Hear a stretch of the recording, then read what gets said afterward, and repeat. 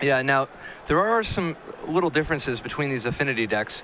Vipin has 4 Galvanic Blast and 4 Thoughtcast for a whole lot more spell action, whereas Mike has just 2 Thoughtcast and 2 Galvanic Blast, meaning that he's got room for more, what is this, Master? Yeah, 2 Master of Ethereums and a Welding Jar. Yeah, Master, I know a card that's going to be very powerful in the Affinity Mirror.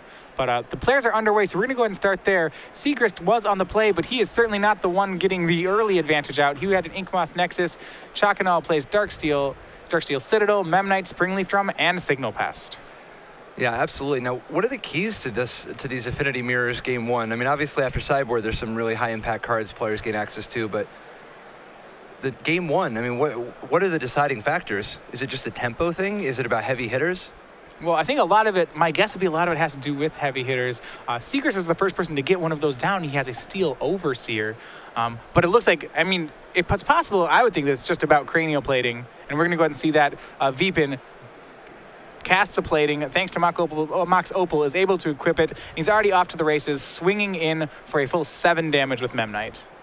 Now, what do you think about this choice to equip the plating to the Memnite? He does 1 extra damage if Sigrist doesn't block, but it does give him the option to trade his Overseer for a whole lot of life. Yeah, I mean, it seems like Vipin actually, that to me would suggest that he actually wants the block, right? If he, if he was just trying to race, he would have put it on the Signal Pest. And Sigrist will oblige. He goes ahead and trades that and stays at 2020. I mean, you said that as though, like, so it's possible that Vipin, he wants to play a more control game as opposed to just straight racing there? It may have also been some amount of greed where he's like, oh, I just want to get that extra damage in. I don't think he's going to block. Yeah, Vipin, we see in his hand, is a pair of Thoughtcasts. So certainly he'll be able to reload here as he has access to double blue. But Sigrist, with the Arcbound Ravager and a Vault Scourge, now has the upper hand on creatures at the very least. Yeah, this is actually, a Vault Scourge with an Arcbound Ravager is the type of thing that could create a very powerful race. If you throw a few more artifacts down, it is very possible for the Vault Scourge to end up in a giant Baneslayer. All right, so we see Arcbound Ravager is the play for Chackonal. This is, so now an Arcbound Ravager on both sides of the table. These were the kind of matchups when you had 2 Arcbound Ravagers and you had cards like Disciple of the Vault. I remember that made the Affinity Mirror all about these math situations. Yeah, we're going to get into some really complicated combat steps as a result of the amount of activated abilities that Affinity is capable of doing. And they have a real lack of ways to deal with each other's creatures game 1. So we're going to get into some real complicated math. All right, so we see that Signal Pest picks up Cranial Plating. It's going to go ahead and swing in. Michael has the option to trade the Pest with the Vault Scourge. We'll see whether or not he exercises that option. And he does. Yeah. Now, this Cranial Plating, while it is having a big impact, it hasn't actually accomplished all that much for Vipin as a result of no life link and no creatures getting through. He's got some slightly better trades, but hasn't actually been able to change all that much. Now, what are we hoping to see, or what is, I guess, Mike hoping to do beyond just commit more artifacts to the board for his Ravager? Yeah, well, I think he wants to commit more artifacts. There's this, I was going to say he wants to get parity, and a Cranial Plating of his own will begin to establish that. Both players now with Plating and Ravager, we see a pretty symmetric board state. I want to say that, like, a Vault Scourge can break this, possibly even an Etched Champion. Well, so I think Vipin has a big edge right now because he has 3 artifact mana sources, whereas Michael has 0. As a result, Michael's Cranial Plating is barely an Unholy Strength, and Vipin's will kill Michael in 2 hits. Yeah, I like that Vipin he also has Thoughtcast here, and you said before he's playing 4 Thoughtcasts to Michael's 2. He's going to have hit plays like this more often, and he certainly is stocking up on resources here. See, now he's going to even, further his artifact lead and get to a spot where he has both Plating and Ravager taking advantage of having 9 artifacts. So you see Signal Pest is made. Signal Pest goes ahead and taps to Springleaf Drum. Going to go ahead and make an additional mana. That equips Plating to Ravager. Ravager crashes in. It's a 1/1, but the Cranial Plating gives it 7 more, and that's a hit for 8. Michael is down to 10. And it does seem like he's just pushing his resource advantage. He has more artifacts. He has more Thoughtcasts. He just has more things. And this is a really tough situation for Michael because he's facing lethal, potentially from a few different creatures. It would only take a couple artifacts for Vipin to be actually able, representing. Is that life total correct? Is it actually 11? Yeah, looks like he's. We'll get a confirmation on this. Because it should have been 8 damage just now. Yeah.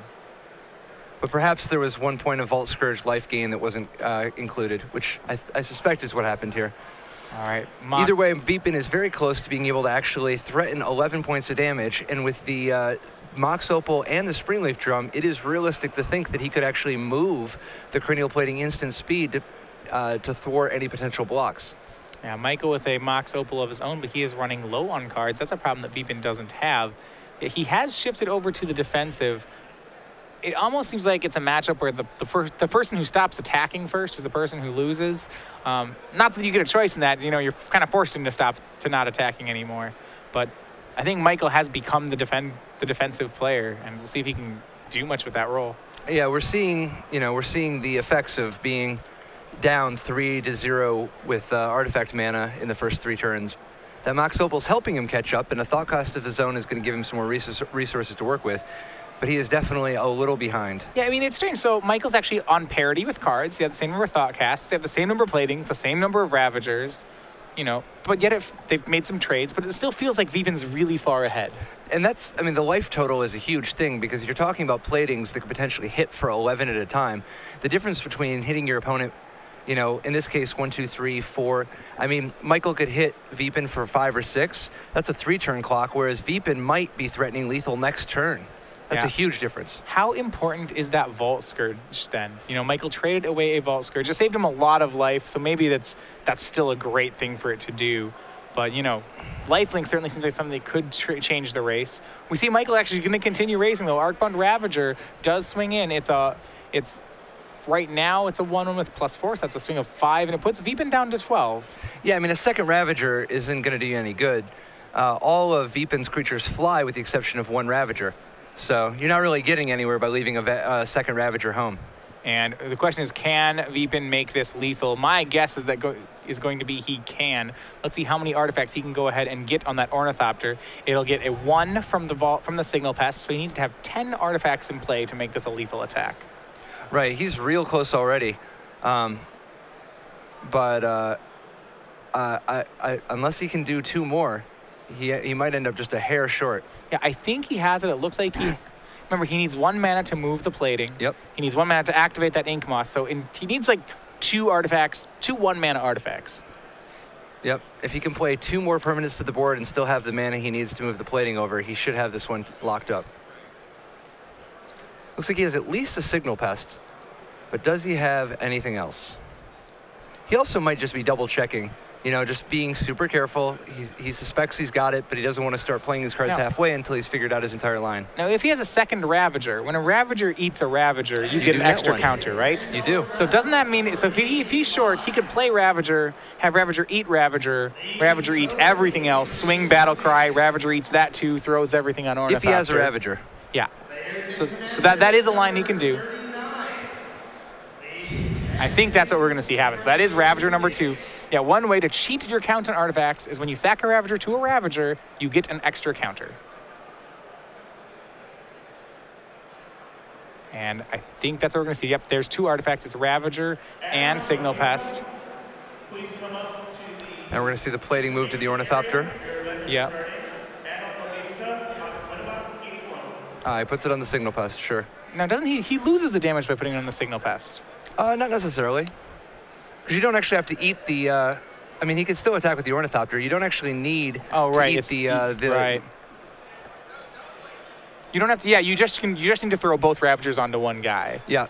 And that's enough. Exactly. Now, you do lose a damage in that you could put the plating on the Ornithopter and then eat the Signal Pest if you were on the all-in Ravager plan. But I don't think it matters here. They have each other's deck lists. He knows he has a 1 position. Yeah, so Ornithopter deals 1. Right now, Signal Pest, and this is where it's going to be really neat. You'd think it wouldn't be good enough because Signal Pest has 1, 2, 3, 4, 5, 6, 7, 8, 9 damage. Not enough. However, he gets that extra counter off Ravager, so that's 3. So Signal Pest is now 3, 4, 5, 6, 7, 8, 9, 10, and the Ornithopter is number 11. It is exact. Vipin showing that he is no stranger to Affinity, finding that extra point for the exact lethal swing. Yeah, I mean, Affinity gets a bad rep sometimes from people who will be like, oh, it does these unfair things, it's too forgiving sometimes, but really there's two extremely difficult elements of Affinity, one of which is that you have to, you very, very much have to fight for every point of damage. It's so easy to miss 1 point of damage and have that 1 point of damage cost you the match. The second element is, of course, the fact that the hate for Affinity is so powerful. It takes a lot of practice, a lot of familiarity, a lot of expertise to be able to navigate such a huge swath of hate and not knowing which ones people are going to throw at you. All right. So while these players sideboard, we're going to bring you back into the booth. For those of you joining us, we are going to give away 6 months of Star City Games Premium. This is a trivia that we do. So this is during the top 4. I gave a trivia question last round. I asked players to identify a 5-mana legendary creature, which happened to be Kiki-Jiki Mirror Breaker. So this round, I'm going to throw it over to you. We'll give them a question, and we'll get correct answers for 6 months of premium. All right. I saw some cards going around, some promo cards for an online game that Brian Kibler and the rest of the people who made Ascension and Richard Garfield were working on. Sure. What is the name of that online game? What is the name of that game? Tweet at us for SCG, at hashtag SCG Premium, at SCG Live, and let us know the name of the game. That there were some promo cards given out at this event, or at some of the events recently, and it's a game made by Brian Kibler, the rest of Stoneblade Games that worked on Ascension, and Richard Garfield. All right. Looking forward to your answers. We will announce the winner at the end of all the top 4 matches. But that said, we will go back to our featured match between Michael Sigrist and Vipin Chackonal. They are currently sideboarding here. They have nearly identical sideboards. They both have Ancient Grudges. What else do they want to be doing? Not really a whole lot. I mean, there's really not anything else that either one of them wants to be doing. The big advantage, of course, is that Michael has 3 Ancient Grudges, whereas Vipin has only 2. Yeah. Cards like Dismember, Pinpoint Removal, is strong or is not strong in the matchup? It's not going to be that great for them. I mean, it's good if you ever hit Steel Overseer, but it's not particularly effective against Etch Champion, Arcbound Ravager, Master of Ethereum, or Cranial Plating. I mean, it's possible you could bring it in as a playable if you just think some of the other cards are just worse enough, but I think you just want to keep the core engine as strong as possible and mostly just bring in some grudges. All right, so both players boarding here. Doesn't, both already on the shuffle. Doesn't look like it's, I think you're absolutely right in that it's a pretty quick sideboard for the players. Yeah, search your sideboard for Ancient Grudge, move her on in. So that's that. One thing I'm wondering about the Affinity Mirror, I kind of wonder which cards are important here. If you could choose to have a card in your starting hand here, what's up at the top of the list? Ancient Grudge. So the one card out of the board ends up being the most relevant card. As is so often the case, the graveyard, the sideboard hate is very, very, very powerful in Modern, and Affinity is definitely one deck where the hate against it is the best card you could possibly hope to draw. Right. And that Ancient Grudge, because it's kind of a blanket answer to all of the other best cards. We have, Vault Scourge or Cranial Plating or Arcbound Ravager. Ancient Grudge good against all of them. We do have an update from the other side of the bracket. Brian Liu, he's our one Nyapod player, continuing his undefeated streak against Malayarpod. He has taken game 1 from Oscar Jones. Nyapod? How is a deck with Glenelendra, Archmage, and Deceiver Exarch in it Naya? Their combo isn't even Naya. I suppose, let's go with Kiki-Pod. Yeah. Oh, yeah. All right. Nyapod, I guess. Kiki-Pod up a game. Likely just from the fact that they can combo off a little faster and they dodge the Abrupt Decay. Yeah. Game 1 is usually the one that's best for them because after sideboarding, it's a little harder for them to go off once they have to deal with so many Path Exiles and Slaughter Packs. All right, and we are underway here. Michael is on the play as he was in the first game. Last time we saw him make a land turn 1 and Vipin made 5 permanents, and that was Vipin stayed ahead from there. This time Michael has a decent start. He has 3 cards in Darksteel Citadel, Signal Pest, and Ornithopter. Man, Paul Rietzel's got to be so proud right now. So many friends. All right, can Vipin beat 3? Well, he has 3 of his own, 4 of his own, and a Thoughtcast. I'm going to say he outclasses here in Ornithopter, Memnite, Mox Opal, Darksteel Citadel, Thoughtcast, Draw 2, Signal Pest. So, that, my friends, is a turn 1. Yeah, so that was 5 cards and a Divination on turn 1. Very, very effective. Every single card Michael played, and then 3 more. I will tell you, when I've been playing Magic with some people who've just learned the game, and the first time they see Affinity is like still one of my favorite moments. You just like, you keep a hand, and then you just start playing things, and there's like it's this whole what is going on moment. Yeah, it is a nice little tour through spells that cost 0 and why they are so good for Magic. All right, Michael makes some board presence of his own. He now commits a second Signal Pest and is able to Thought Cast on his own. But Vipin, once again, with the first aggression. This is because he has found Cranial Plating, and thanks to Mox Opal, is able to suit it up. Turn 2, crashes in with the team. Now, it's interesting. If he had put in the plating on the Ornithopter, he would have been able to get through 1 extra point of damage because the Ornithopter wouldn't be able to eat 1 point of damage for free like it is now. Yeah, and as we saw last game, those 1s really do add up. Right now, Memnite is 1 damage. It is 2 damage from Signal Pest. And then 1, 2, 3, 4, 5, 6. That is an 8-point swing from Memnite, quickly dropping Michael Sigrist down to 12. Absolutely. He needs to draw an Ancient Grudge in a hurry. And so the way you're saying it's like, he kind of, so because Vipin hit first with plating, Michael's forced to be somewhat the control deck? No, it's not even just the plating specifically. It's just the mix of cards. I mean, Vipin played a 1-mana draw 2 and a Mox Sapphire on the first turn. I mean, he just has had more mana and has drawn more cards. He's just winning on every axis here. He's got a better threat, a better board, more mana, more cards in hand, and more life to work with. Yeah, we see Sigrist playing Arcbound, looks like Arcbound Ravager for the turn. And having to pass back, he has no other colors of mana. He does have a Galvanic Blast in hand, cannot cast it.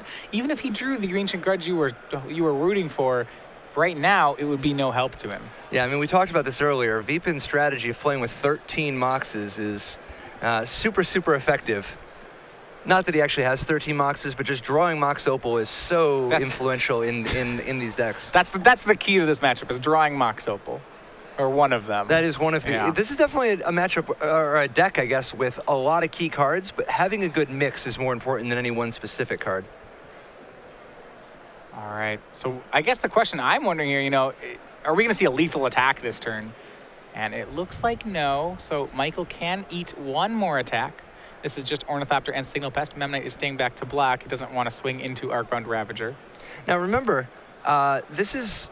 I mean, Michael is much more in this than it may appear on the surface. Arcbound Ravager complicates the math quite a bit. Yeah, Michael has the ability to block and sack for quite a while here if he chooses to. Well, sorry, I apologize there. Signal Pests, can't block flyers. They have like the treetop mechanic. Correct. This is an Ornithopter chump or an Ornithopter trade, depending on which way Michael wants to do it. The other possibility, of course, is the Ornithopter could pick up some Ravager counters and then eat the Signal Pest free and clear. The problem with this, of course, is that then Michael's down with no Ravager.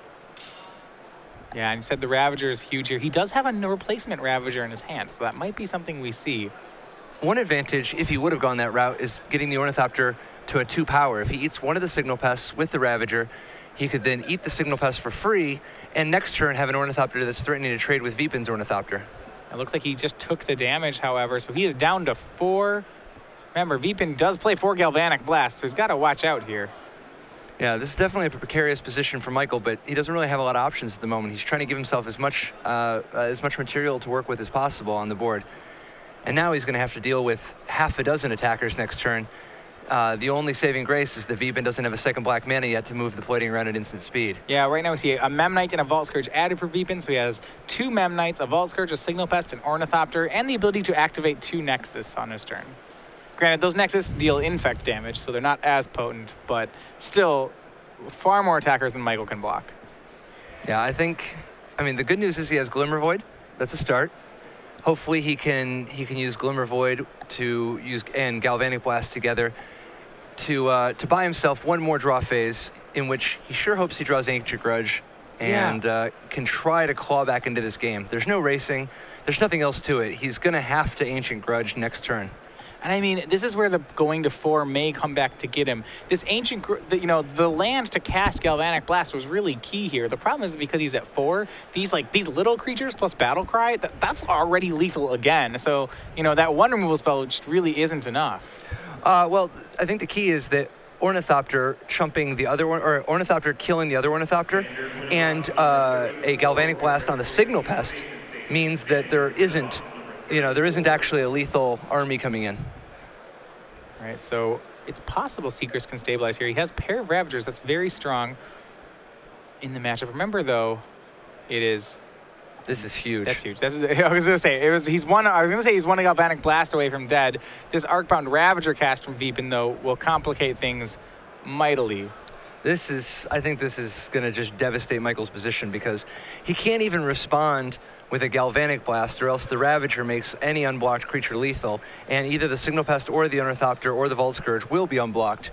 So he can't respond, and if he waits, Vipin doesn't have to actually use the Ravager. He can attack with his whole team. Michael can live through the attack. Barely. But if he does, his entire board will be decimated. So Vipin's just going to swing the Flyers, or the pseudo-Flyers. We see Ornithopter, Vault Scourge, and Signal Pest swinging in. And I think this is exactly what you said. He can't use the Galvanic Blast, because if he does, Vipin will win by throwing Ravager counters onto something else. Now, we are into a game of chicken. It looks like Michael is gonna have to. He's just gonna Galvanic Blast. I mean, he can't do that. He's gonna lose when he tries to do that. He might. Yeah. The trade here might be he just hopes that Vipin makes a misplay. And Vipin sees Galvanic Blast and couldn't react sooner. And he's asking who Michael's gonna block. Well. Now, surprise. I think he was hoping that Vipin would use the Ravager to put counters on the Ornithopter and keep it. Oh. Well, that's not... Yep. You have 2 more. It shows us... That is 2-0 for Vipin Chackonal. 2-0 for Vipin Chackonal. So advancing to the finals of Grand Prix Richmond.